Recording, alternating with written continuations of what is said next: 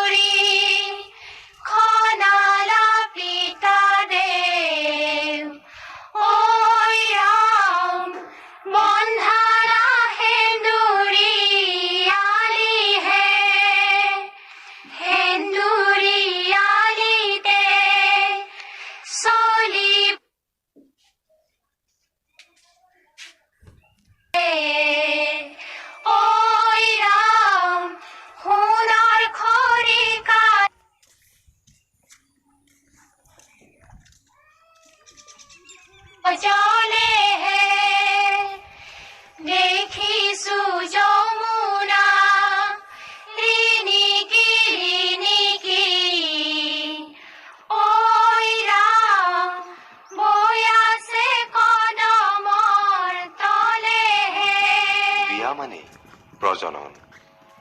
অকল লোকসমাজৰ মাজতেই যে বিয়া উৎসৱ সকলোতকৈ ডাঙৰ উৎসৱ তেনে নহয়। সমগ্ৰ মানৱ সমাজৰ মানতেই বিয়া সকলোতকৈ আকৰ্ষণীয়। বিয়াৰ পৰা বিয়ন হৈছে নে বিয়নৰ পৰা বিয়া হৈছে তাক সঠিকভাৱে কোৱা টান। কিন্তু অভিধান মতে বিয়ন মানে সন্তান প্ৰসৱ কৰা।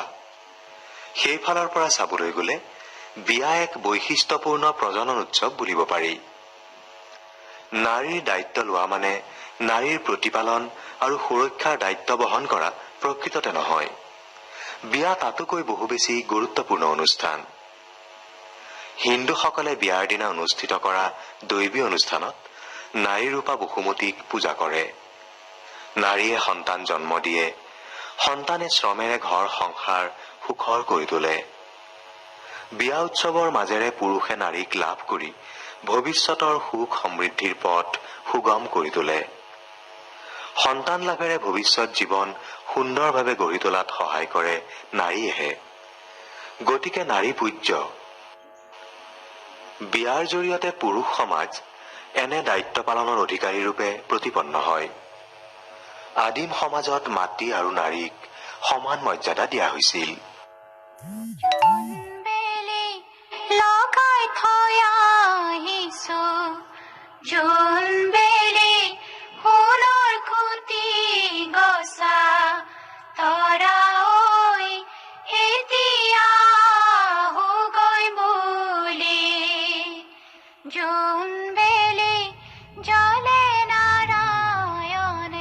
বিয়া বুলিলে সাধাৰণতে মানুহৰ বিয়াৰ কথাই মনলৈ আহে। কিন্তু আমাৰ সমাজত মানুহৰ বিয়াৰ উপৰিও গছ বিয়া আৰু অনাবৃষ্টি বা খৰাং বতৰত পানীৰ আশাত ভেকুলী বিয়াও পাতে। মানুহে গছ বিয়াক পৰম পবিত্ৰ জ্ঞান কৰে আৰু পুণ্যৰ কামত আহঁত আৰু বটগছৰ মাজত আনুষ্ঠানিকভাৱে বিয়া পাতে। ই মানুহৰ বিয়াৰ অনুকৰণত সম্পন্ন হয়। গছ বিয়াত পৰিৱেশন কৰা গীত মাত মানুহৰ বিয়াৰ গীত মাতৰ সদৃশ। এই ক্ষেত্ৰত ভেকুলী বিয়াৰ কথা সুকীয়া। ভেকুলী বিয়াৰ লগত সাদৃশ্যধৰ্মী যাদু নিহিত থাকে। ভেকুলী পানীত থাকে। সেই ভেকুলী বিয়াৰ ফলত ভেকুলীৰ বংশ বৃদ্ধি পায়। যিহেতু পানীতহে ভেকুলী থাকে, সেয়ে ভেকুলী থাকিব পৰাকৈ পানীৰ বিশেষ প্ৰয়োজন হয়। লোকসমাজত নিশ্চিত বিশ্বাস যে ভেকুলী বিয়াৰ পৰিণতিস্বৰূপে পৃথিৱীত বৰষুণ দিব। ভেকুলী বিয়াৰ লগত জড়িত গীত মাতে ইয়াৰ সম্ভেদ দিয়ে।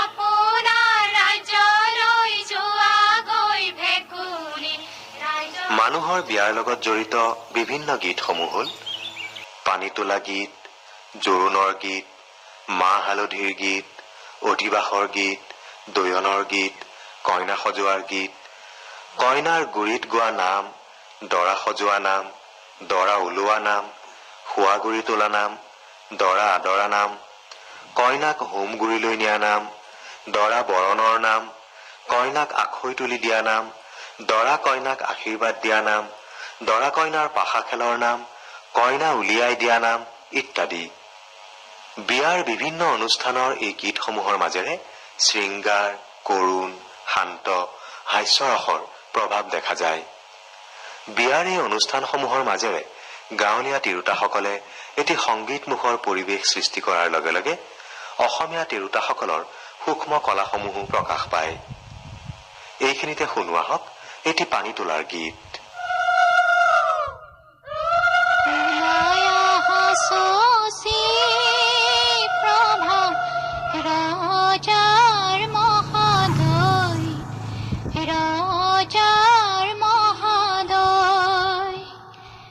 শুভক্ষণে যাত্ৰা কৰি জলে আনুগৈ, জলে আনুগৈ, ওলাই আহা দৈব কি যমুনালৈ যাওঁ, কৃষ্ণক নোৱা জল দিব এই গংগা মা, কাষে ঘতে লোৱা মাতা, মাথে লোৱা মালা, যমুনালৈ যাব লাগে নকৰিবা হেলা।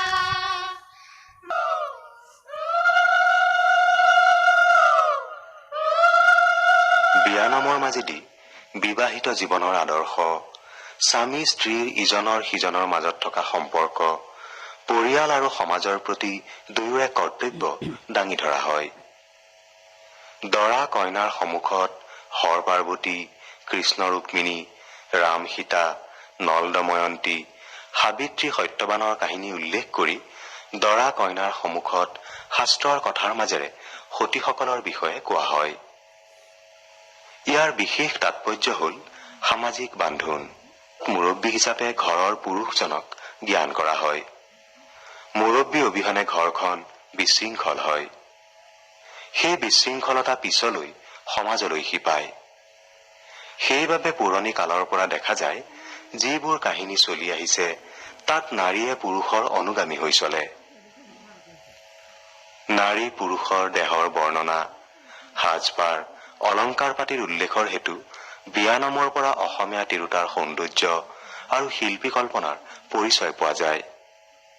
হাস্যৰসেৰে সমৃদ্ধ জোৰানাম আৰু খিচা গীতত অসমীয়া তিৰোতাৰ আমোদ কৌতুকী মনৰ প্ৰকাশ পায়।